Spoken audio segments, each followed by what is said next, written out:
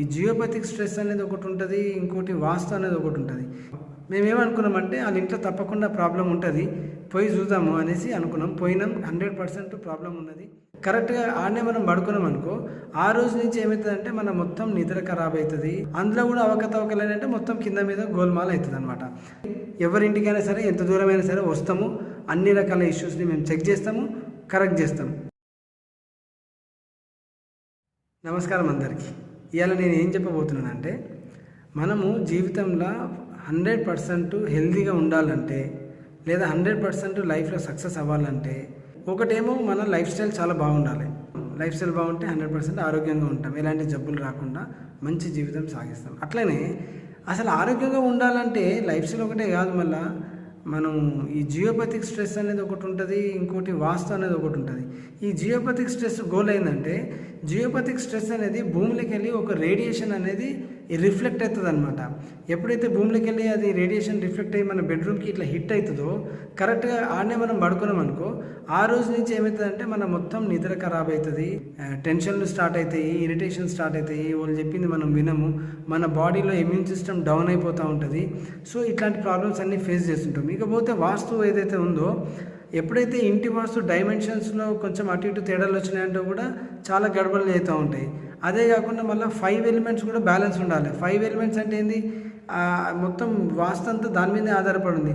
అందులో కూడా అవకతవకలు అంటే మొత్తం కింద మీద గోల్మాల్ అవుతుంది అనమాట.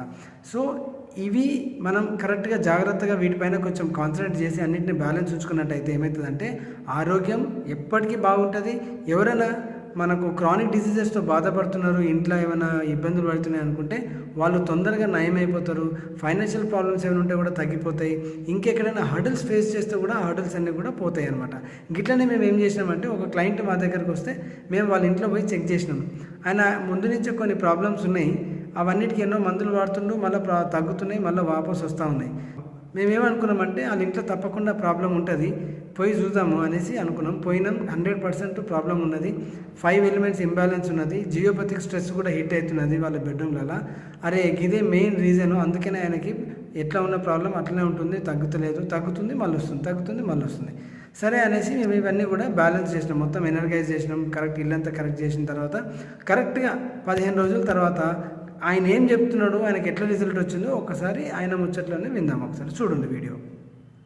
ఈ వాస్తు కరెక్షన్ చేయకముందు, పిరమిడ్స్ ఇవన్నీ పెట్టకముందు ఇష్యూస్ ఉండే కదా, distractions, mental distractions, office work చేసేటప్పుడు డిస్ట్రాక్షన్స్ కదా, ఇంకా ఇంటి దగ్గర అంటే అది ఆఫీస్ వర్క్ చేసేటప్పుడు ఆఫీస్లో 3 or 4 వచ్చేటి, but I have to take some time, ఒక 3 to 4 minutes అది ఫైట్ ఆఫ్ చేయడానికి అయిపోయింది.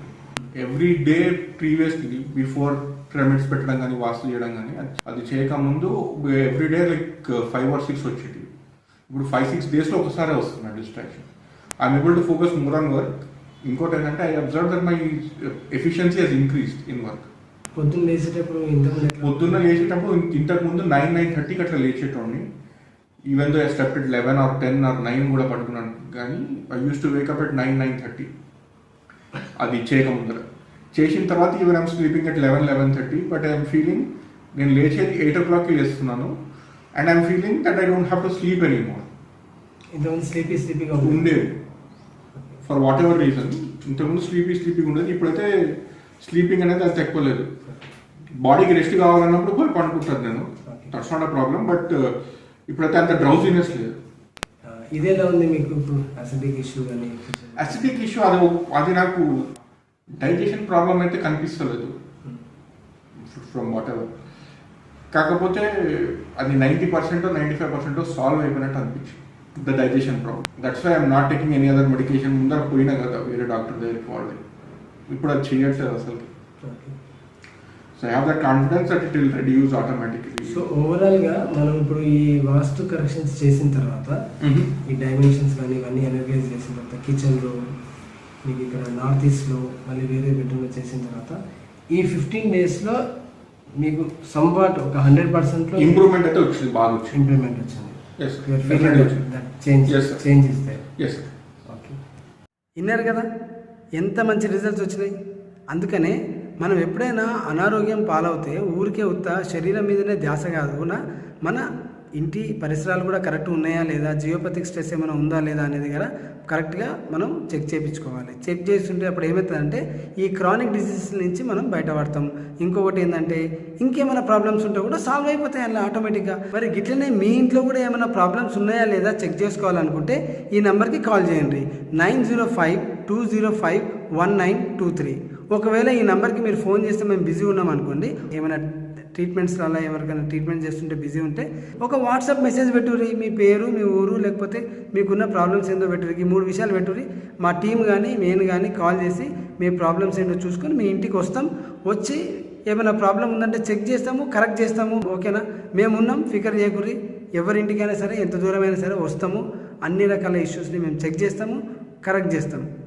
అందరూ మంచిగా ఉండాలని కోరుకుంటున్నా. నా పేరు మధుసూదన్ రావు. నమస్తే.